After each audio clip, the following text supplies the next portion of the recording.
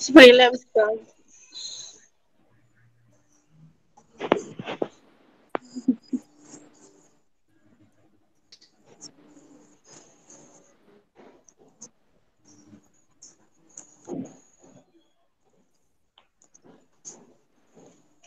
Assalamualaikum warahmatullahi wabarakatuh. Waalaikumsalam warahmatullahi wabarakatuh. Selamat pagi, salam sejahtera untuk kita semua.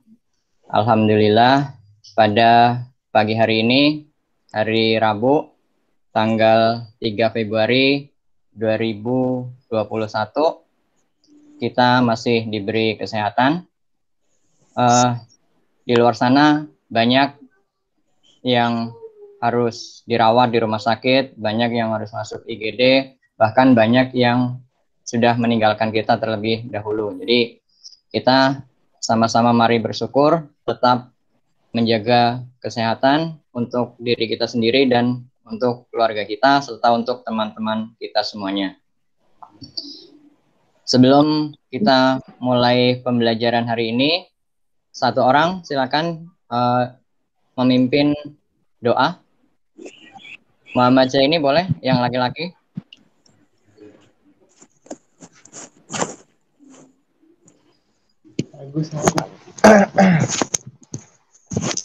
Ayo Muhammad Zaini dipimpin teman-temannya untuk berdoa bersama sebelum pembelajaran dimulai.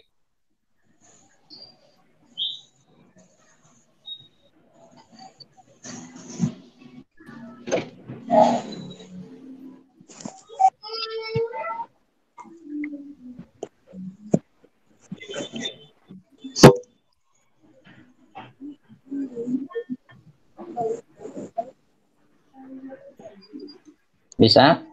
Atau diganti Firda? Firda boleh, Firda.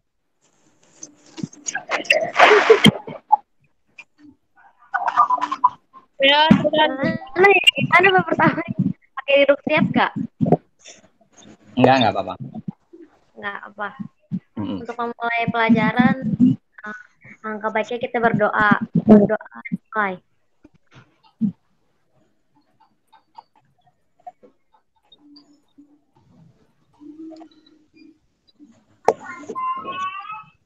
Berdoa selesai. Ya, terima kasih kepada Firda yang sudah memimpin doa.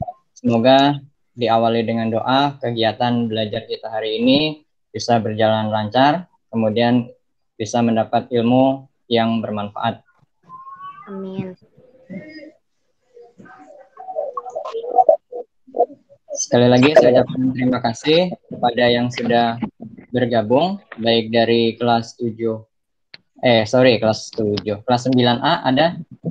Angkat tangan 9A? 9A, ya. 9B? Ya. 9C? Ya. Ya. Kompak banget ya. Satu kelas hanya 2 atau 3 orang. Mantap. Ya, mungkin karena cuacanya lagi hujan, kemudian mungkin ada yang terkendala sinyal wifi atau perangkat, jadi rekamannya nanti mungkin bisa dikirim ke teman-temannya yang tidak ikut bergabung, karena Google Meet ini direkam. Udah Pak, buruan Pak. Ya, oke. Udah nggak sabar nih, Indah. Ya, Indah, jangan. kemarin pertemuan terakhir minggu lalu materinya tentang apa, Indah? Masih ingat? Kemarin bioteknologi. Iya, bioteknologi. Yang Indah ketahui tentang bioteknologi apa, Indah? Yang paling nempel dari pembelajaran minggu kemarin. Apa ya? Saya lupa lagi. Yang paling ingat, kalau dengar kata bioteknologi, ingatnya apa tuh? Ingat ini doang, apa ya? Apa?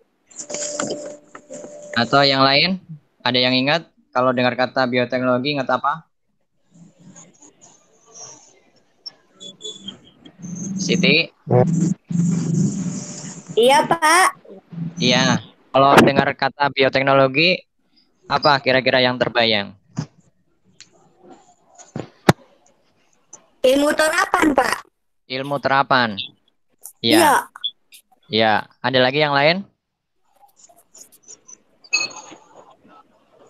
Selain ilmu terapan, ada lagi, Siti? Saya nggak tahu, Pak. Lupa, Pak. Lupa. Firly? Bakteri fungsi virus. Itu doang ini, Pak. Saya, Pak. Ya, iya, apa?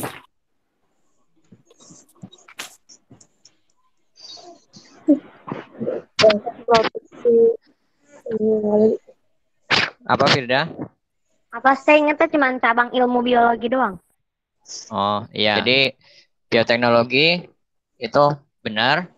Keduanya jawaban Siti maupun jawaban Firda. Jadi, bioteknologi itu adalah salah satu cabang ilmu biologi.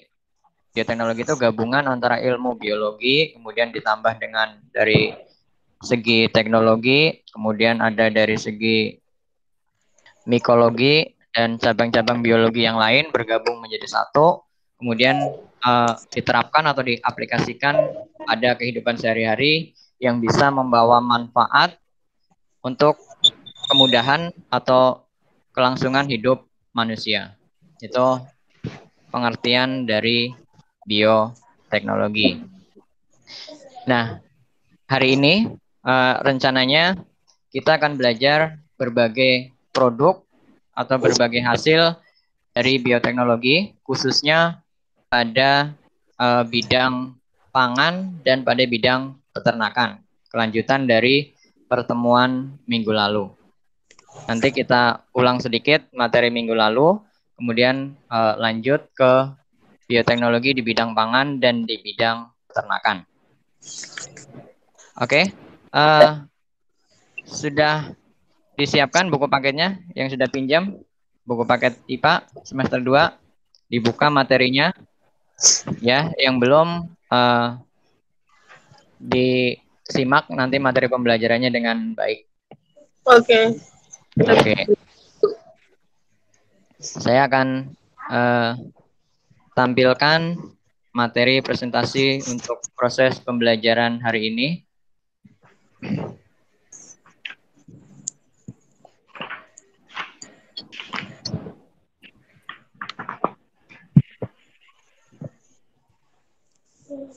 Sambil menunggu, saya sampaikan tujuan pembelajaran hari ini.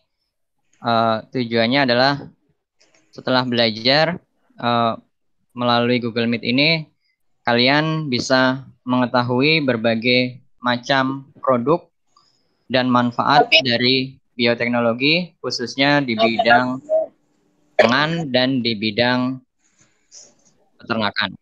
Peternakan. Sudah tampil PowerPoint saya? Sudah. Ya.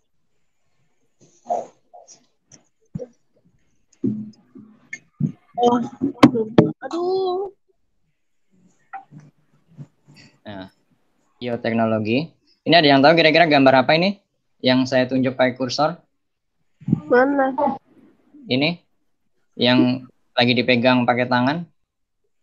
Itu Kursor saya gambar kelihatan? apa? Gambar apa? Lagi Iya, pegang. Lagi pegang apa? Nggak kelihatan, Pak. Mana? Ini nih. Itu yang gambar yang tangan, terus dia lagi megang apa? Daun ya? Tumbuhan. Toples. Iya, Di dalam toples. di dalam toples ada tumbuhan. Makan. Kira-kira hasil bioteknologi apa nih namanya nih? Ada yang tahu hasil bioteknologi apa? Ini adalah hasil bioteknologi dari kultur jaringan. Jadi kultur jaringan itu diperkembangbiakannya di dalam toples seperti ini. Nanti kalau sudah muncul seperti tumbuhan biasa kayak gini, udah ada daunnya, ada batangnya, ada akarnya, baru dikeluarin dari toples, dipindah ke pot, ke tanah. Ini Pak, Itu kayaknya kultur jaringan dah, Pak. Emang iya itu terjadi. Ya. Nah, terima kasih. Ini mengulang sedikit tentang pertemuan minggu kemarin, bioteknologi. Ini ada 3 manfaat utama di bidang pertanian, kemudian di bidang makanan, sama di bidang peternakan. Yang di bidang pertanian, di minggu lalu sudah dipelajari, ada kultur jaringan yang gambarnya tadi di depan, kemudian ada pembastaran atau persilangan, ada teknologi nuklir, pengolahan lahan pertanian, teknologi hidroponik. Hidroponik ini banyak nih, yang nanam tanaman tapi pakai air, nggak pakai tanah. Biasanya pakai paralon, paralonnya diisi air. Ya, yang terakhir rekayasa genetika. Nah, untuk hari ini kita akan belajar penggunaan mikroorganisme dalam pembuatan makanan atau bioteknologi di bidang pangan dan bioteknologi peternakan. Jadi kita akan belajar produk-produk bioteknologi di bidang pangan, ada tempe, kemudian roti, yogurt, keju, protein sel tunggal, termasuk tape juga benar. Tape juga merupakan salah satu produk dari bioteknologi di bidang pangan. Ya. Kemudian untuk yang di bidang peternakan ada hibridisasi, inseminasi buatan, kemudian ada rekayasa genetika. Ya. Ini asal mula munculnya ilmu bioteknologi. Jadi munculnya ilmu bioteknologi ini merupakan jawaban atas masalah semakin banyaknya jumlah manusia, tetapi persediaan makanan justru terbatas atau berkurang. Karena manusia berkembang biak, makin lama makin banyak, butuh tempat buat tempat tinggal, buat bekerja, buat mendirikan industri dan lain sebagainya. Akibatnya lahan pertanian justru berkurang. Padahal semakin banyak jumlah manusia, kebutuhan pangannya, kebutuhan makanannya harus semakin besar. Jadi ini harus segera diatasi, karena kalau tidak, maka nanti manusia akan krisis makanan. Akibatnya akan saling berebut makanan. Itu sebabnya kenapa semakin tahun harga makanan itu semakin mahal, semakin tinggi, karena jumlahnya terbatas sedangkan permintaannya banyak. Itu hukum dari ekonomi. Ini untuk pengertian bioteknologi. Jadi bioteknologi adalah cabang ilmu yang mempelajari pemanfaatan makhluk hidup, baik dari bakteri, fungi itu jamur, virus, dan lain-lain, maupun produk dari makhluk hidup berupa enzim, alkohol dalam proses produksi untuk menghasilkan barang dan jasa.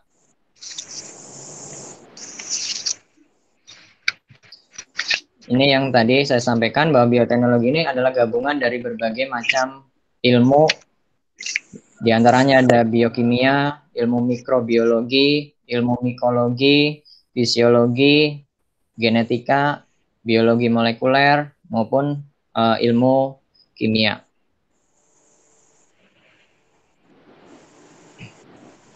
Ini tadi proses kultur jaringan. Ini sekali lagi hanya mengulang materi minggu kemarin, mengingatkan. Jadi pertama, mengambil jaringan yang masih muda diambil, kemudian setelah diambil dipotong, ditaruh di media tanam, kayak agar-agar. Setelah ditaruh di media tanam, ditaruh di dalam toples. Setelah dia tumbuh, kenapa? Katanya undang dulu. Setelah ditaruh di media tanam di toples, udah tumbuh, baru dipindah ke pot. Siap untuk ditanam di tanah. Tadi ada pertanyaan? Atau ada instruksi?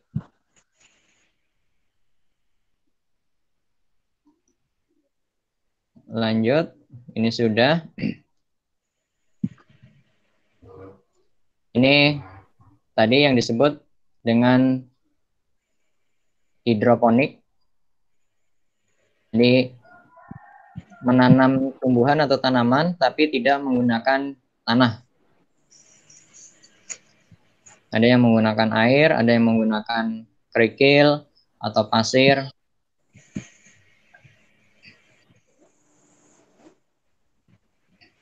Nah, ini yang akan kita pelajari hari ini.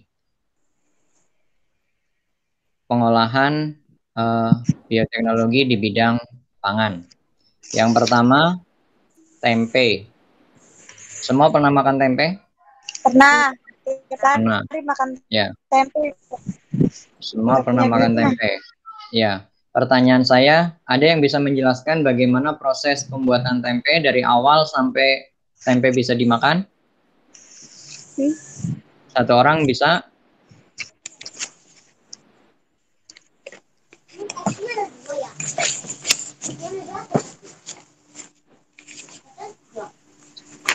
Ada yang bisa menjelaskan?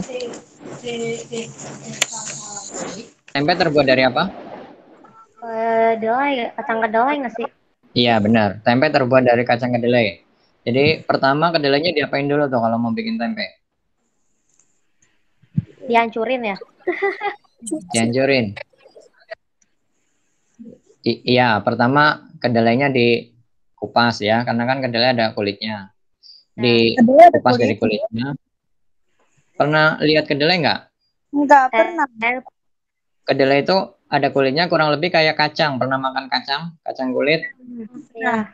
Ya, jadi ada kulitnya, cuman kulitnya itu lebih lunak daripada kacang. Kalau kacang Kedelai kulitnya itu yang keras. dijual Empuk di ya? jagung gitu nggak sih Pak? Ya kan? Kenapa? Kedelai itu yang dijual yang di jagung gitu.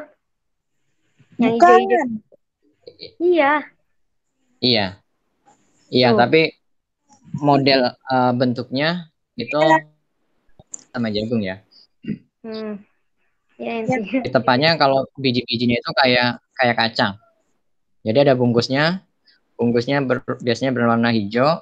Kemudian kalau di dalamnya kedelai ada yang warnanya putih, ada yang hitam. Terus setelah dikupas, dicuci, dibersihkan. Setelah dibersihkan, diapain lagi untuk bikin tempe kedelai itu? Diinjek-injek. Diinjek. Sebelum diinjek-injek. Iya, rebus. Iya, direbus. Setelah direbus, baru diinjek-injek. Dihaluskan. Ada yang tahu tujuannya diinjek-injek buat apa? Kenapa bikin tempe katanya diinjek-injek? Enggak tahu, Pak.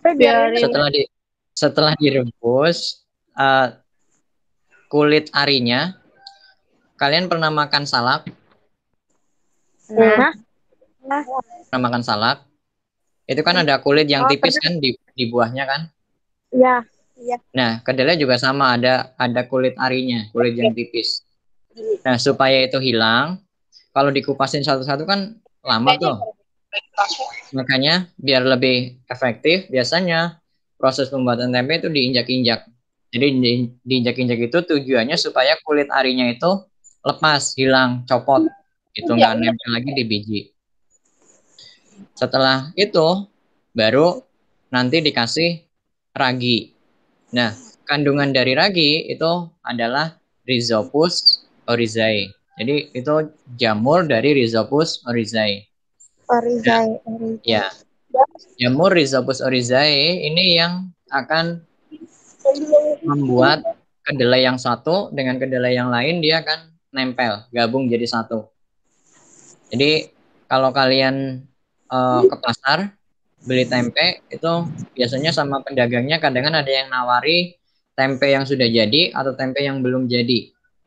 Kalau tempe yang sudah jadi maksudnya udah siap untuk dimakan, udah dimasak. Jamur Rhizopus oryzae-nya ini udah banyak. Jadi kedelainya udah nempel. Ada juga tempe yang belum jadi. Misalkan lagi liburan ke Purwokerto, mau beli tempe mendoan untuk dibawa ke Jakarta, biasanya belinya yang belum jadi. Pakai daun, Pak. Iya. Jadi kedelainya itu masih jarang-jarang. Jadi nanti ketika sampai di Jakarta baru dia sudah jadi tempe. Karena kalau belinya pas sudah jadi tempe, begitu dibawa ke Jakarta, justru malah sudah nggak enak untuk dimakan. Jamurnya sudah berubah, bukan Rhizopus oryzae lagi, tapi tumbuh jamur yang lain. busuk, tempenya jadi busuk. Itu yang pertama tentang bioteknologi pembuatan tempe. Jadi yang perlu diingat, bahan pembuatan tempe, bahan bakunya apa, kemudian prosesnya bagaimana, bakterinya atau jamurnya apa. Itu yang penting ya. Kemudian yang kedua, roti. Pernah makan roti? Nah, Nah, pernah. Kalau makan mah pernah, cuman ditanya prosesnya nggak ngerti lagi. iya. Ya. Roti terbuat dari apa? Gandum. Ya, dari tepung, bisa tepung gandum atau tepung Biasa. dari beras. Ini prosesnya ditambahkan dengan Saccharomyces cerevisiae. Sama seperti bikin tape juga sama menggunakan Saccharomyces cerevisiae. Tapi proses pembuatannya yang berbeda. Kalau tape terbuat dari apa? Tape. Dari buat apa? Singkong. Ya, tape ada yang terbuat dari singkong, ada yang terbuat dari beras ketan. Tape. Ya, tape. Manis rasanya. Oh, tape. Kuning. Kemudian yang ketiga, yogurt. Yogurt ini bahan bakunya apa? Susu. Susu. Bakteri yang terlibat dalam proses pembuatan yogurt apa bakterinya? Bisa dibaca? Lactobacillus bulgaricus. Ya, dan Streptococcus thermophilus. Ya. Bukan itu merek cemilan. Yang keempat itu keju. Keju bahan bakunya dari apa? Dari susu, ya. Protein susu. Dari susu, kemudian sama bakteri yang terlibat itu Lactobacillus bulgaricus sama Streptococcus thermophilus. Ya, yang kelima. Kembar dia, Pak. Iya, bakteri yang terlibat sama, cuman prosesnya yang berbeda. Proses pembuatannya yang berbeda. Sama kayak roti sama tape kan mikroorganismenya sama Saccharomyces cerevisiae, tapi proses pembuatannya berbeda. Ya. Produk yang kelima itu protein sel tunggal. Protein sel tunggal ini yang terlibat Saccharomyces cerevisiae, kemudian Candida utilis sama Chlorella. Dan Arthrospira atau dikenal dengan spirulina. Masker ya, spirulina. Itu salah satu bahan pembuat masker, bahan bakunya spirulina. Jadi karena dia banyak mengandung protein yang bisa dipakai untuk mengganti sel-sel kulit yang mati atau yang rusak. Jadi masker kan tujuannya supaya kulitnya jadi bagus, jadi halus kan. Nah, apa saya pakai masker nggak halus mukanya? Ya, jangan curhat di sini. Maksudnya ini secara teori gitu. Lanjut Pak udah. Ya, ada pertanyaan sampai di sini? Nggak ada. Nggak ada, lanjut. Nih, kelihatan yang A gambar apa ini? Tempe. Tempe. Yang B? Apa itu ya? Apa? Yang B sama gambar tempe. Tapi bedanya, yang A ini tempe yang masih bagus, biasa dimakan. Kemudian ini tempe yang sudah lama. Jadi dia teksturnya sudah tidak teratur karena sudah ditumbuhi oleh jamur-jamur yang menyebabkan terjadinya proses pembusukan. Jadi kalau kalian nyimpan tempe nggak diolah beberapa hari, disimpan, itu nanti pasti ada jamur-jamur yang warnanya hitam. Nah kalau sudah ada yang hitam-hitam itu mau dimasak, nanti rasanya sudah nggak fresh, nggak gurih, tapi rasanya justru pahit. Kemudian gambar 7.4 ini roti. Tadi roti bikinnya pakai apa? Pakai tepung. Pakai tepung ditambah sama apa mikroorganismenya?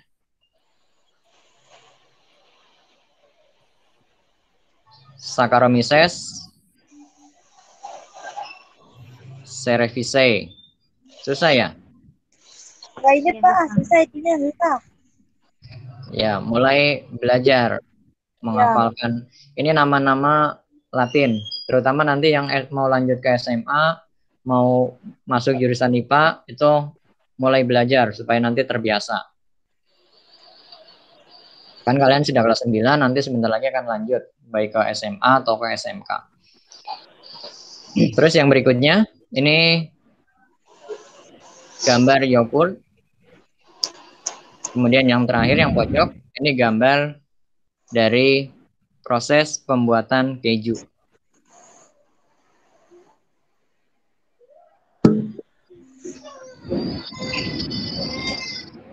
Bioteknologi pangan, ada pertanyaan? Nggak ada. Nggak ada. Kalau nggak ada, lanjut ke bioteknologi peternakan. Yang pertama, istilahnya disebut dengan hibridisasi. Hibridisasi ini adalah perkawinan antara dua individu hewan yang mempunyai dua sifat berbeda, tetapi masih dalam satu spesies. Misal, ada sapi, yang satu punya badan, sapi punya badan, punya tubuh yang besar, dagingnya banyak. Terus ada satu lagi sapi betina yang memproduksi susu yang banyak tapi badannya kecil. Sapi jantannya tadi badannya gede, dagingnya banyak tapi tidak menghasilkan susu gitu. Nanti dikawinkan itu supaya punya anak, anaknya itu nanti punya badan yang dagingnya banyak, susunya juga banyak. Itu proses dari hibridisasi. Ini sudah mulai dikembangkan, sudah mulai diaplikasikan. Contohnya ada contoh dari sapi Santa Gertrudis, sapi Brangus, domba Marino, sama ayam lehor. Ayam lehor ini ayam yang dagingnya banyak. Ini biasanya dimanfaatkan untuk ayam potong.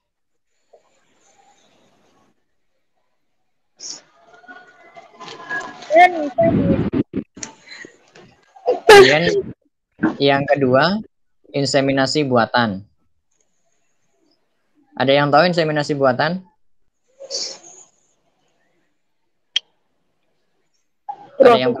Ada yang pernah dengar? Pernah dari soal sebelumnya. Iya. Jadi inseminasi buatan itu pembuahan yang tidak melalui proses perkawinan. Jadi kalau hewan melakukan perkembangbiakan itu kan harus kawin terlebih dahulu. Jadi yang jantan harus mengawini yang betina. Iya. Tapi kalau inseminasi buatan ini hewan jantannya tidak perlu mengawini hewan betina. Jadi nggak perlu ketemu hewannya. Caranya itu dengan cara mengambil sel sperma dari hewan yang jantan.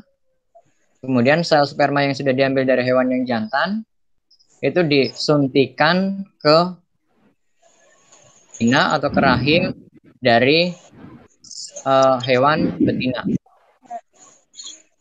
Jadi misalkan, contohnya sapi lagi nih. Misalkan ada sapi dari NTB akan dikawinkan sama sapi dari Australia. Kan itu jauh. Kalau mau dikawinin secara normal kan harus dibawa, diangkut pakai pesawat apa pakai kapal. Nah, Repot, berat, biayanya mahal. Nah, cukup sperma yang jantan itu diambil. Nanti dibawa, jadi yang dibawa bukan sapinya, tapi cuma spermanya aja. Spermanya aja dibawa, baru disuntikan ke sapi yang betina. Nanti sapi yang betina kan hamil, kemudian akan melahirkan, begitu. Jadi itu proses dari inseminasi buatan. Jadi nggak perlu ketemu yang jantan sama yang LDR-an aja ya, betina. Pak? Iya, istilahnya LDR, benar. Jadi dari proses itu ada beberapa keuntungan inseminasi buatan. Yang pertama, sperma hewan jantan ini bisa disimpan. Tapi disimpannya harus disimpan di tempat pakai alat khusus. Nggak diambil terus ditaruh di plastik. Enggak, nanti sel spermanya mati. Kalau mati ya nggak bisa membuahi sel telur yang betina. Jadi ada alatnya khusus. Nggak asal main disimpan. Harus ada alat khusus, disimpannya juga di suhu yang khusus. Jadi sel spermanya tetap hidup. Kemudian sperma dari satu pejantan ini bisa membuahi banyak hewan betina. Ngambil sel sperma, disuntikin ke betina 1, suntik lagi ke betina 2, suntik lagi ke betina 3. Jadi tinggal suntik-suntik aja.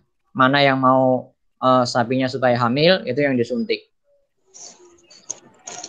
Jadi angka kelahirannya bisa cepat, bisa diatur. Itu. Sampai di sini ada pertanyaan? Nggak ada.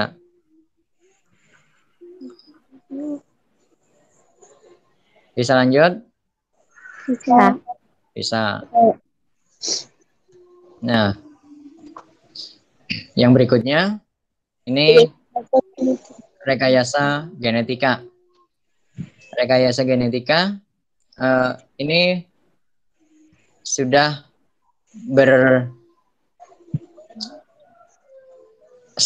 memiliki teknologi yang jauh lebih tinggi lagi. Jadi sudah bukan lagi sekedar mengawinkan hewan yang satu dengan hewan yang lain atau mikroorganisme satu dengan mikroorganisme lain, tapi sudah masuk ke tingkat gen atau ke tingkat DNA. Jadi yang disuntikan atau yang dikawinkan itu bukan spermanya, tapi justru DNA-nya yang diambil. Di sini contohnya sapi perah disuntik dengan hormon pertumbuhan sapi atau istilahnya disebut dengan bovine growth hormone yang dibuat menggunakan bakteri Escherichia coli. Ada yang pernah dengar bakteri Escherichia coli?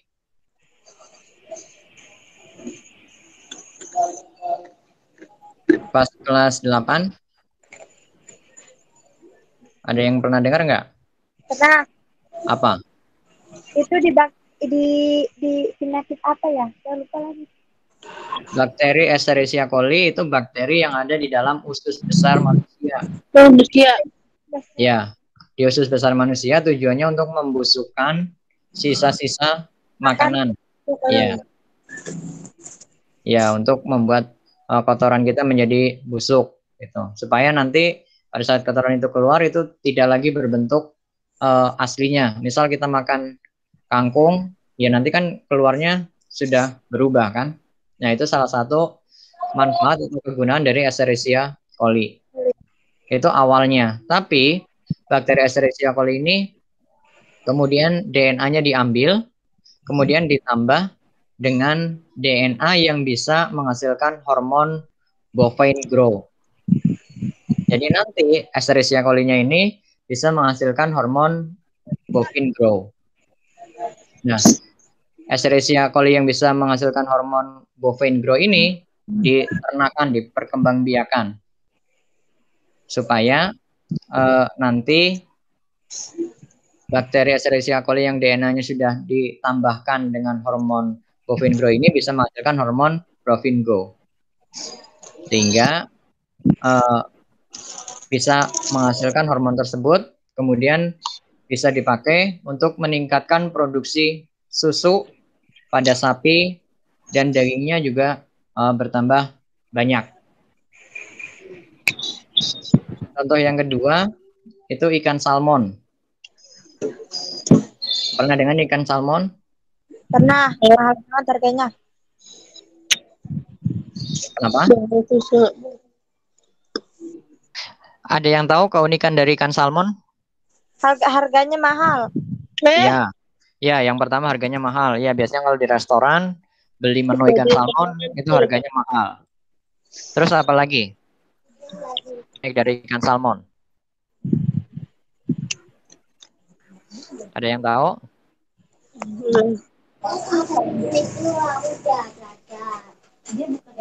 Jadi ikan salmon itu tempat dia menetas sama tempat dia meninggal biasanya di tempat yang sama. Sama satu lagi, ikan salmon ini adalah salah satu hewan yang monogami. Monogami itu hidup dengan satu pasangan. Ya, jadi setia. Jadi ikan salmon ini kalau dia pertama menetas itu adanya di sungai yang airnya tawar. Kemudian kalau dia sudah menetas, dia akan bermigrasi pindah ke laut sampai dia gede, sampai dia dewasa. Kemudian setelah dewasa, dia mau berkembang biak, dia baru kembali lagi ke tempat di mana dia menetas. Di situ dia akan bersama pasangannya, kemudian akan bertelur. Dan setelah ketemu pasangannya bertelur, telurnya menetas, maka induknya udah selesai, akan meninggal. Itu salah satu keunikan dari ikan salmon. Ya. Dan ikan salmon ini untuk tumbuh itu umumnya membutuhkan waktu 2-3 tahun. 3 tahun. Ya, dengan rekayasa genetika ini bisa mempercepat pertumbuhan ikan salmon. Tapi ini berarti ikan salmon yang biasanya dipakai untuk tadi konsumsi atau untuk makanan, bukan yang di alam. Kalau di alam kan dia secara alamiah. Kalau yang rekayasa genetika berarti sudah dilakukan tindakan atau sudah dimodifikasi DNA maupun gennya atau ditambahkan hormon pertumbuhan ini. Jadi nanti ikan salmonnya pertumbuhannya akan lebih cepat dibandingkan ikan salmon yang hidup bebas di alam.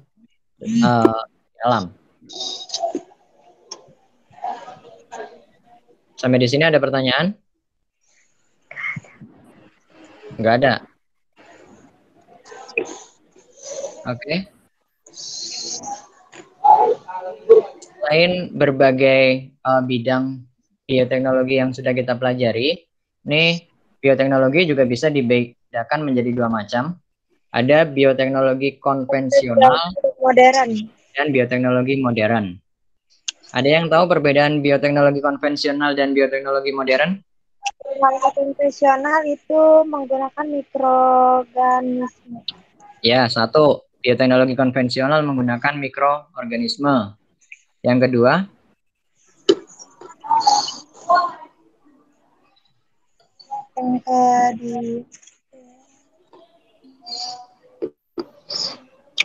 Kalau konvensional menggunakan mikroorganisme, kalau yang modern menggunakan apa?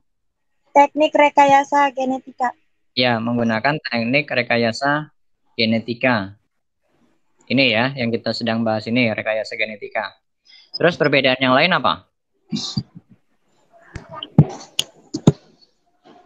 Misal dari alatnya, kira-kira alatnya kalau konvensional sederhana apa canggih? Sederhana. Ya, kalau bioteknologi konvensional, alat yang digunakan itu alat-alat yang masih sederhana. Ya, kalau bioteknologi modern, itu alatnya sudah canggih, sudah modern. Kemudian, apalagi kira-kira perbedaannya?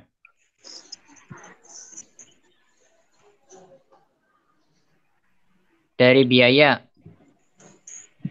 kira-kira lebih mahal mana, yang konvensional atau yang modern? Modern. Yang Modern. yang konvensional relatif murah bahan bakunya, sedangkan yang konvensional itu alatnya karena peralatannya modern canggih, biayanya biasanya lebih mahal, lebih tinggi. Iya. Ada perbedaan yang lain?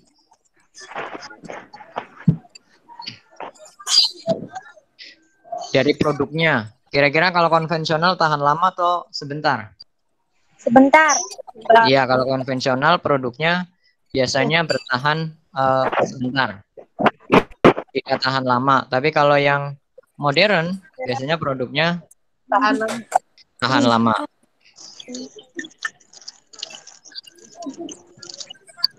Ada lagi perbedaan yang lain?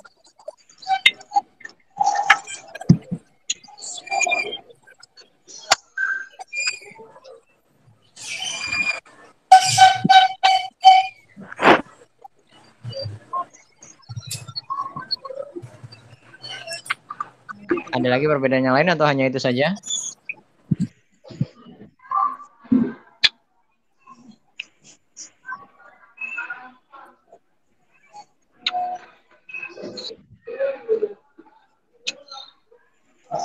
Jadi ini materi terakhir dari bab bioteknologi, yaitu kita sudah belajar bioteknologi di bidang pertanian, sudah belajar bioteknologi di bidang pangan, dan terakhir bioteknologi di bidang peternakan. Kemudian terakhir tadi kita sudah belajar juga perbedaan dari bioteknologi konvensional dan bioteknologi modern. Iya. Sebelum proses pembelajaran ini diakhiri, ada pertanyaan? Nggak ada. Nggak ada. Kira-kira siap untuk ulangan minggu depan? Ulangan. Iya, kan materi biologi udah selesai. Terus ulangan biologi dong. Bioteknologi. Iya, minggu depan kalau sudah tidak ada pertanyaan, maka sebelum masuk ke materi baru, ulangan terlebih dahulu untuk mengetahui sejauh mana proses pembelajaran kita yang sudah dilakukan selama 2 minggu ini. Mana ya? Insya Allah siap. Siap ya? Ya. Apa pasrah? Gampang-gampang aja nih ada soalnya, Bapak. Ya, itu relatif. Kalau kalian belajar, ya insya Allah bisa.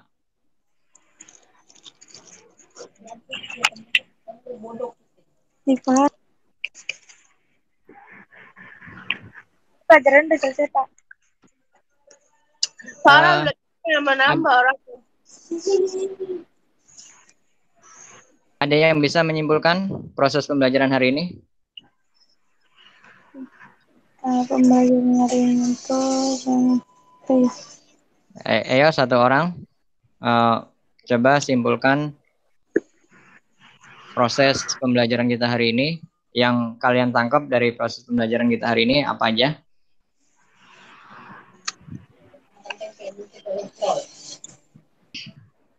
Saya ini deh kasih clue-nya. Tadi produk bioteknologi di bidang pangan apa aja satu orang? Siapa yang bisa? Ya, Indah. Tapai.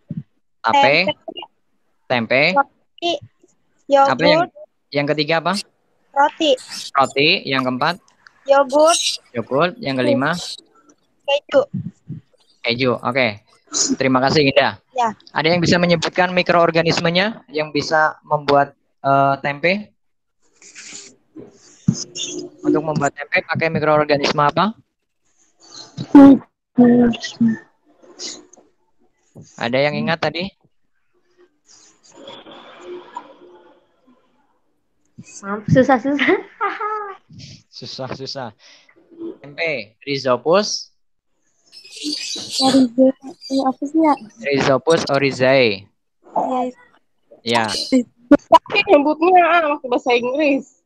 Bukan bahasa Inggris, itu bahasa Latin. Oh iya. Tapi kayak Rhizopus oryzae. Kemudian yang bikin roti tadi namanya? Yang roti Saccharomyces cerevisiae. Roti canai. Terus bikin yogurt? Yogurt, Bacillus Strepto- Lactobacillus bulgaricus atau Streptococcus thermophilus. Ya, Streptococcus. itu sama bikin yogurt sama bikin keju. Ya. Kemudian tadi ini salah satu bioteknologi pangan juga, tapi kelewat tadi bikin kecap. Iya, kecap. Ya. Bikin kecap pakai apa tuh? Kelewat tadi.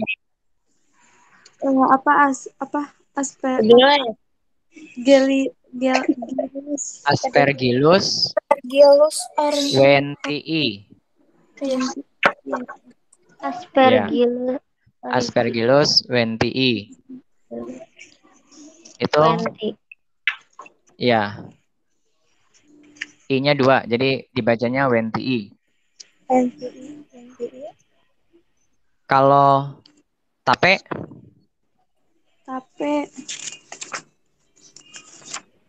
Lalu Pak. Apa tadi?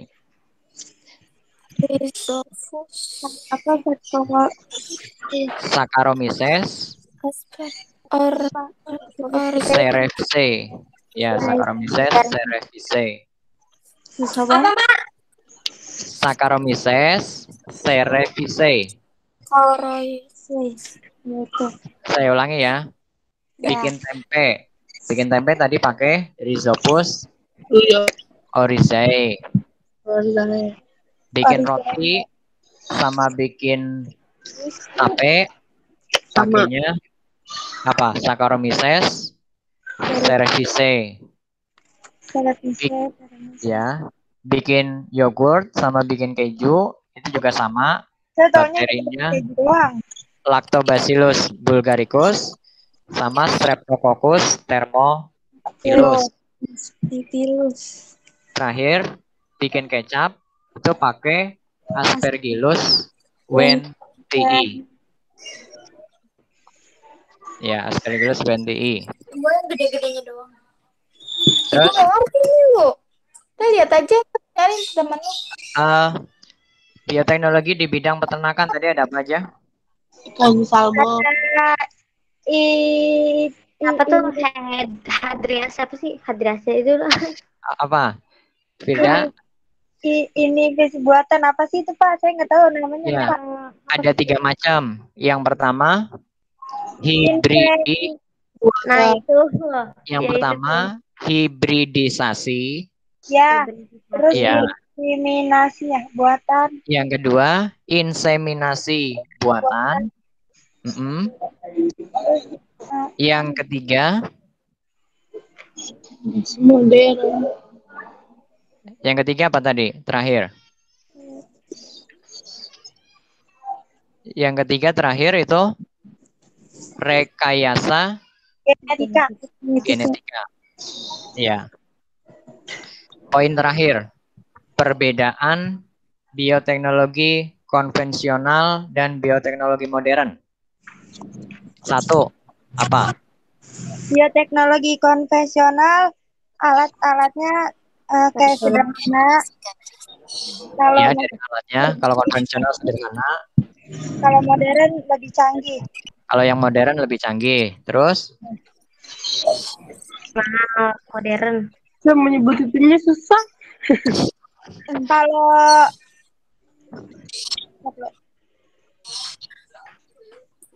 Kalau apa?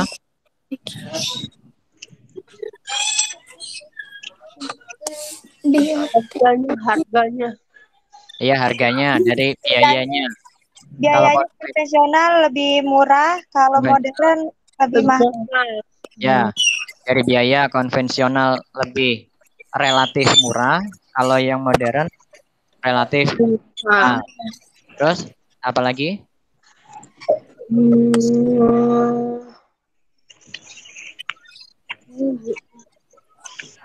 Satu lagi apa ya? Mikroorganisme. Iya. Yang terlibat kalau bioteknologi konvensional itu melibatkan mikroorganisme. Iya. Kalau yang modern rekayasa genetika. Ya, menerapkan prinsip rekayasa genetika. Terus satu lagi, ada lagi. Lagi. Produknya apa? Kalau konvensional produknya relatif gampang rusak atau relatif cepat rusak, busuk.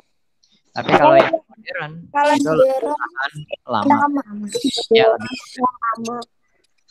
Oke, itu poin-poin atau kesimpulan-kesimpulan dari proses pembelajaran kita hari ini. Terima kasih buat yang sudah aktif dalam pembelajaran kali ini.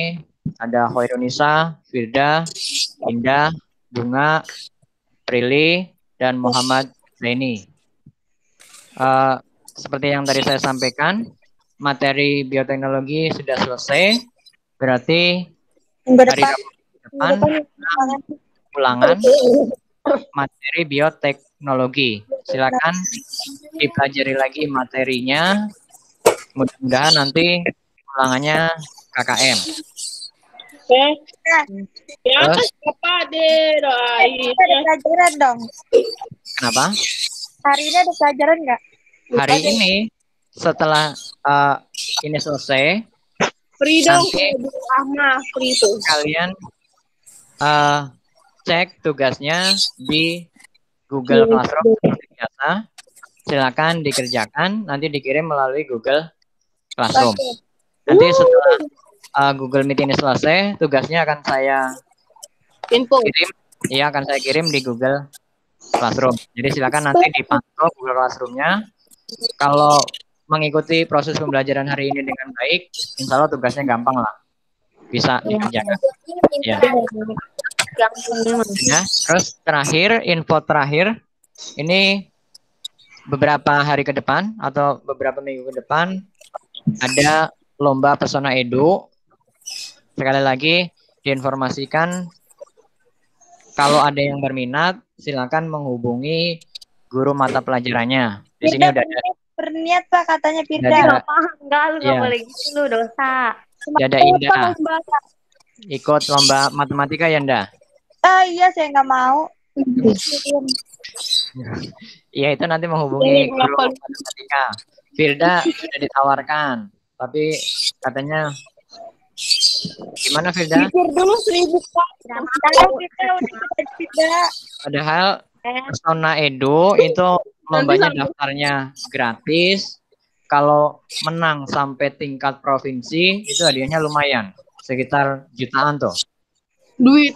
Terus kalau nggak menang? Ya nggak menang nggak masalah kan, nggak ada ruginya, orang gratis nggak bayar. Jadi ya dicoba aja, pertama dapat pengalaman.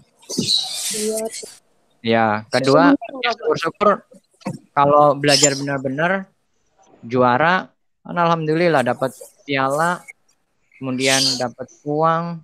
Kalah menang mah udah biasa. Kalah mau udah biasa, menang belum tentu ya. Iya, yang Ya, tanya sih begitu kayaknya. Tapi silakan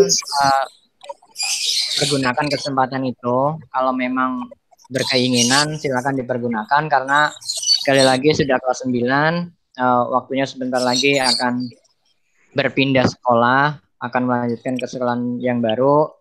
Tetap belajar dengan baik supaya nanti ketika lulus memiliki nilai yang bisa dijadikan modal untuk melanjutkan ke sekolah lain yang lebih tinggi, yang memiliki kualitas yang baik.